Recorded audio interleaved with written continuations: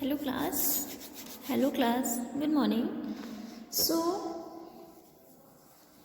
we have completed chapter A, that is concept of cost, in our previous lecture, okay, before vacations. So now we are continuing to our next chapter, that is concept of revenue. Okay, this is same as cost, but instead of cost here I will use revenue. Okay, because MR MC you have studied earlier, na?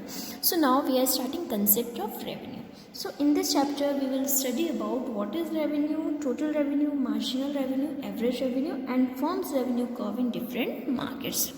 So now first one is what is revenue. Revenue होता क्या है?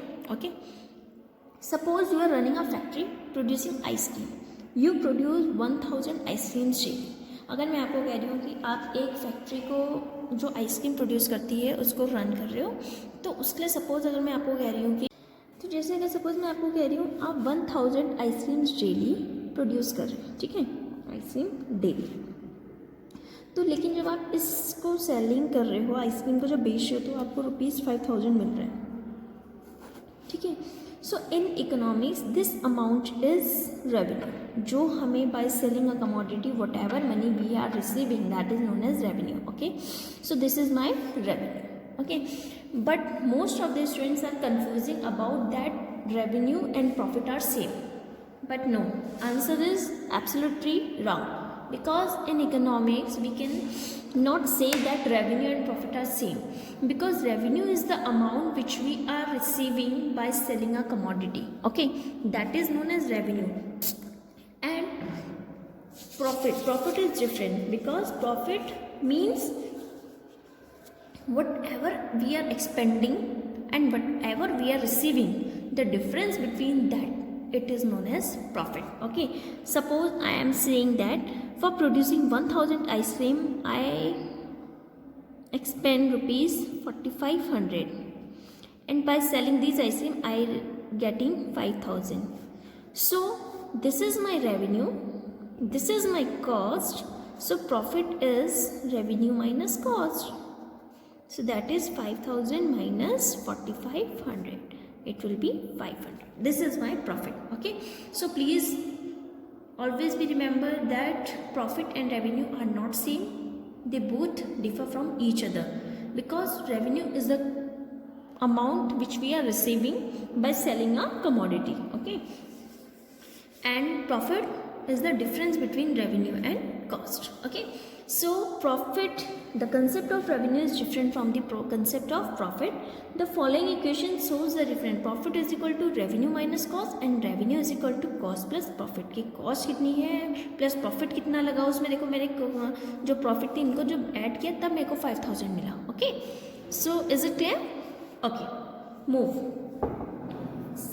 Then revenue is also divided into 3 categories, that is total revenue, marginal revenue, and average revenue. These are same as total cost, marginal cost, and average cost. Okay, total means sum of all values, marginal means additional, that is extra, and average means per unit. Okay, so total revenue receipts of a firm from the sale of a given output is called total revenue. जैसे suppose अगर मैंने 100 ice cream slabs को 100 पर में बेचा है, मैंने कहा मेरे पास 100 क्या है आइसक्रीम्स है, और उसको मैंने कितने रेट पे बेचा, ₹100 के रेट पे बेचा, तो मुझे टोटल कितना मिल रहा है, ₹10,000. 100 स्लैब्स है, 100 प्राइस है, तो ये मेरा आउटपुट है और ये मेरा प्राइस है. Okay, so this is my total revenue, कि मुझे टोटल रेवेन्यू कितना मिल रहा है. Okay, so TR is equal to AR into Q, यानी कि एवरेज रेवेन्यू इंटू क्वांटिटी. एक का प्राइस कितना था और उसको क्वांटिटी से मल्टीप्लाई किया, then we are getting total revenue. Okay, so here AR is revenue per unit of output और price per unit of output, or you can say commodity, and Q is total commodity. Okay, total output. Now TR is equal to AR into Q. Is it clear? Then move to the next, that is marginal revenue. Okay, so marginal revenue is a change in total revenue when more unit of a commodity is sold. It is also considered to be same as MC। जैसे हमने MC find किया था, same ऐसे ही find होता है। MR के 2 फॉर्मूले होते हैं, या तो माइनस करते हैं, हम करते हैं delta TR upon delta Q। Same फॉर्मूले हम यूज़ कर सकते हैं। जैसे सपोज अगर मैं आपको कह रही हूँ TR मेरे पास गिवन है ₹10,000 when 10 units of commodity are sell, और यूनिट्स कितनी है मेरे पास 10, ठीक है। And it is rupees when, और अगर सपोज मेरे पास यूनिट्स 11 है तो मेरे पास TR है 11,000। ओके, सो देन एडिशनल आपको अगर MR निकालना है विच इज़, तो आप कैसे निकालोगे, MR is equal to TR minus TR N minus TR N minus 1।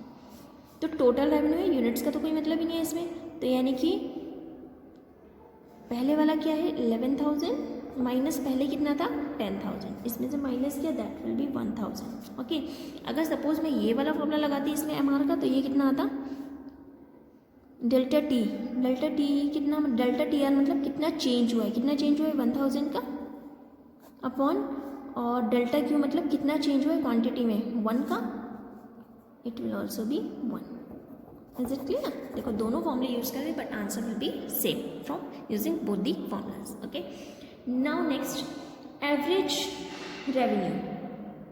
Average revenue देखो क्या होता है, average revenue refers to revenue per unit of output that is known as average revenue. AR is equal to TR upon Q। Okay, so this is a formula. जैसे suppose अगर मैं आपको कह रही हूँ कि मेरे पास TR 1000 है और Q मेरे पास 100 है, तो आप AR कैसे निकालोगे, simple 1000 upon 100, sorry it is 100, so it will be 10. This is my A.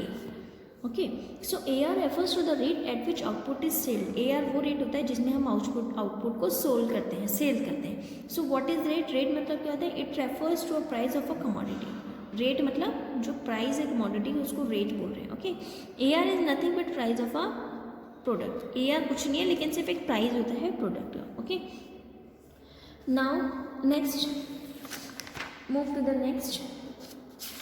Here table is given, so see one table is given here, output is given, price is given, total revenue and marginal revenue. Okay, price means AR, price AR के equal होता है। अगर price आपको given है that is AR is given. So units are given 1 2 3 4 5, price is given 10 10 10 10 10, this is fix और all constant. आपको TR निकालना है, TR का फॉर्मूला क्या होता है, AR into Q, this into this, 10 10 into 2, देखो 10 into 1, 10 into 2, 10 into 3, 10 into 4 and 10 into 5। Okay, this is my TR sorry.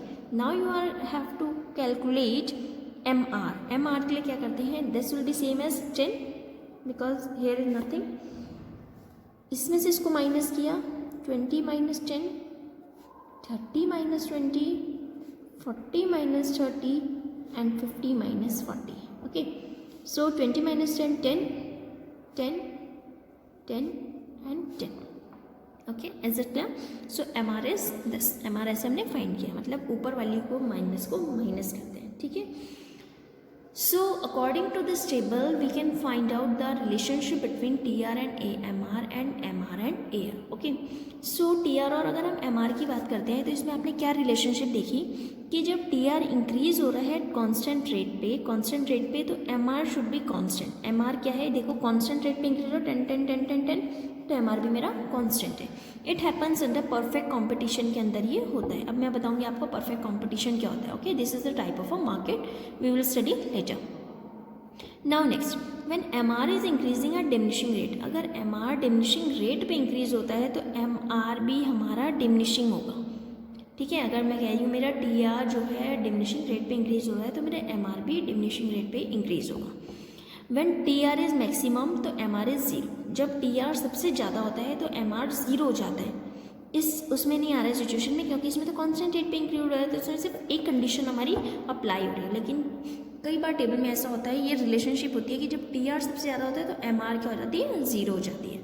When TR is diminishing, जब TR कम होने लगती है तो MR क्या हो जाता है, नेगेटिव हो जाता है। Okay, so this is the relationship between TR and MR।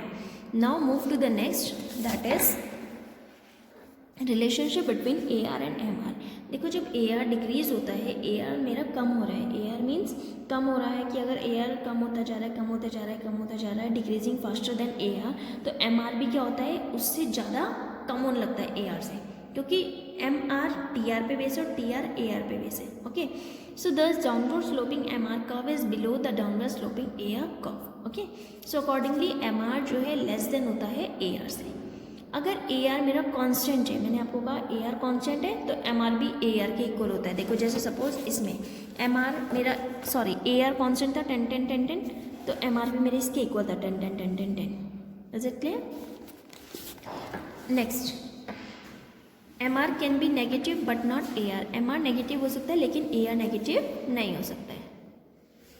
So now our next topic is firms revenue curve in different market. देखो मार्केट्स आपके 3 टाइप्स के होते हैं। ओके, एक होता है perfectly competitive market, monopoly market और monopolistic market. Okay, so perfectly competitive market कौन सा होता है, मोनोपोली कौन सा होता है, मोनोपोलिस्टिक कॉम्पिटिटिव मार्केट कौन सा होता है। सो इसमें अलग अलग देखो, जो परफेक्ट कॉम्पिटिशन होता है, perfect competition as a name suggest, वहाँ पे कॉम्पिटिशन होता है, ठीक है ना। परफेक्टली कॉम्पिटिशन मतलब परफेक्टली, इसमें क्या होता है, फर्म प्राइस चेकर होता है, फर्म ही डिसीजन लेता है, प्राइस चेकर होता है, फर्म डिसाइड करता है प्राइस को।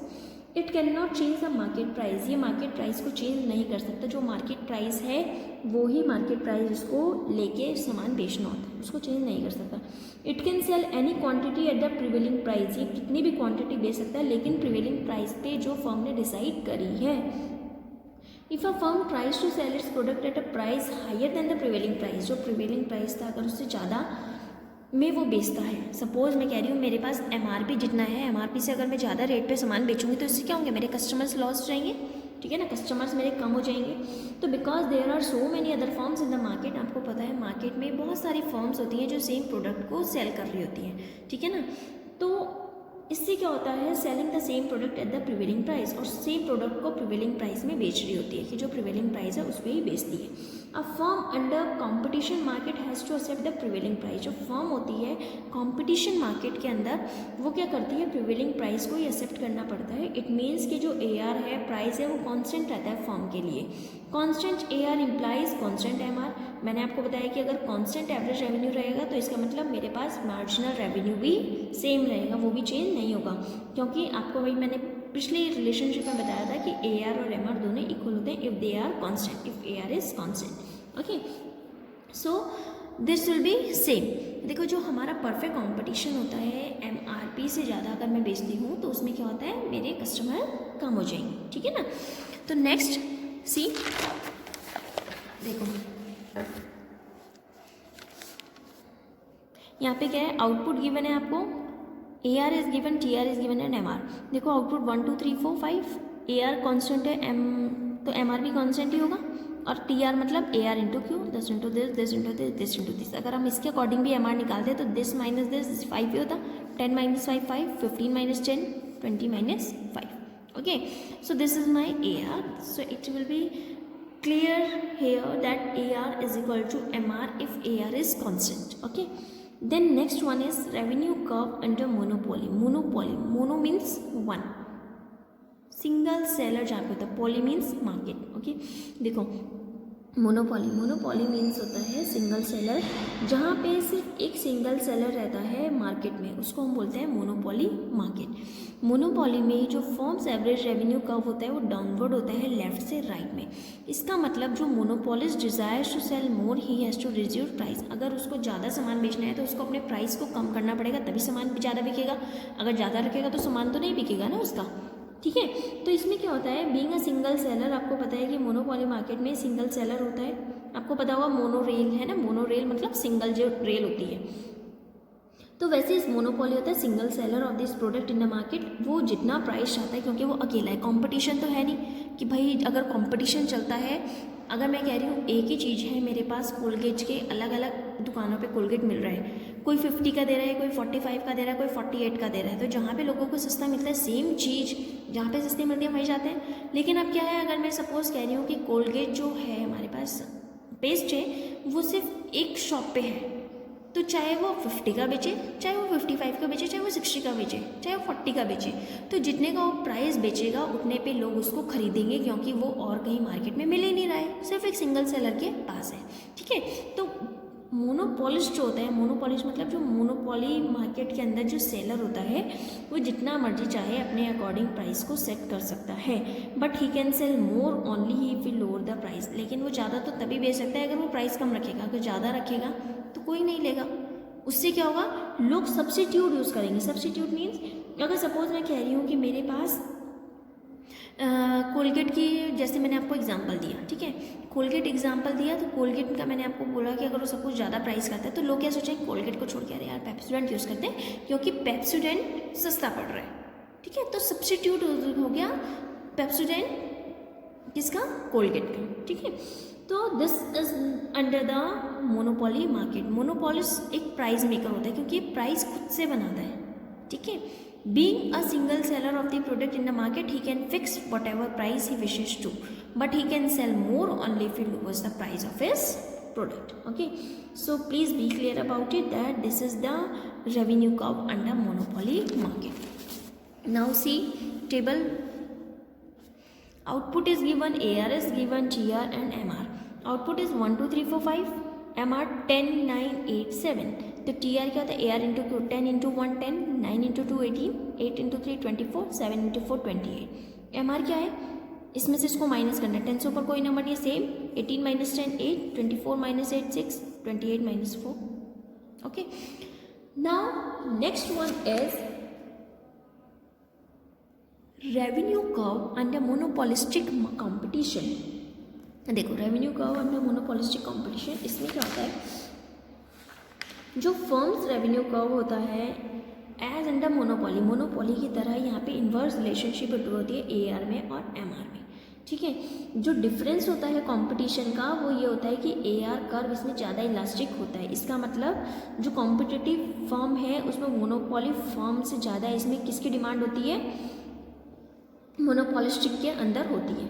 ये इसलिए होता है क्योंकि वहाँ पे गुड्स के क्लोज सब्स्टिट्यूट होते हैं मोनोपोलिस्टिक मार्केट में। ठीक है, goods have close substitute in a monopoly market, on the other hand goods do not have close substitute. We have close substitute show higher degree of, same उसी की तरह होता है, लेकिन इसमें जो है ज़्यादा क्लोज सब्स्टिट्यूट होता है, उसमें ज़्यादा क्लोज सब्स्टिट्यूट नहीं होते, होते हैं लेकिन क्लोज नहीं होते। ठीक है, सो जैसे suppose output is given, A R is given, T R is given and M R is given. So 10 9.5 9 8.5 it is given. TR is 10 this into this, 9 to 3 8.5 into this. MR this minus this, this minus this, this minus this, this minus this. Okay, ये totally सब पे depend होता है। सो ये chapter में सिर्फ इतना ही था कि फर्म्स रेवेन्यू कर्व क्या था अलग अलग मार्केट्स में, रेवेन्यू क्या था और रिलेशनशिप क्या थी। सो ठीक है, this chapter is finish now. In the next lecture we will do some numerical questions of this chapter. Okay, you have to do some homework, home assignment also, and as you know that your unit 2 exams are starting from maybe 1st February or 2nd February. Okay, so please do fast and be prepared for it. Okay, thank you class.